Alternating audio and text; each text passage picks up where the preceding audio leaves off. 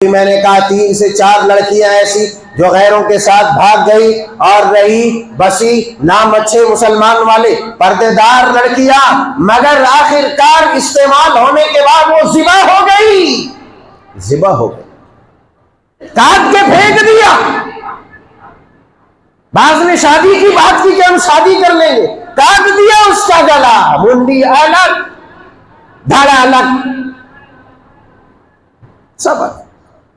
अल्लाह वालों, इस उम्मत के फर्जंदान ने अगर अपनी गैरत को नहीं जगाया ना, तो अभी बहुत सारे वो शर्मसार होने वाले दिन बाकी हैं।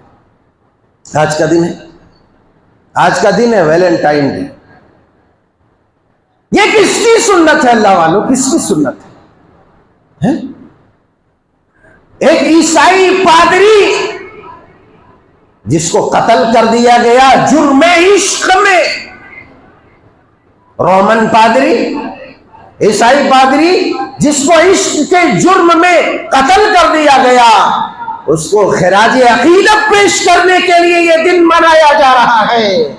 जब खिराज अकीदत पेश करने के लिए अलग किसी अजीम शख्सियत का दिन मुतय्यन नहीं किया जा सकता। मिलाद मनाना बिदात है?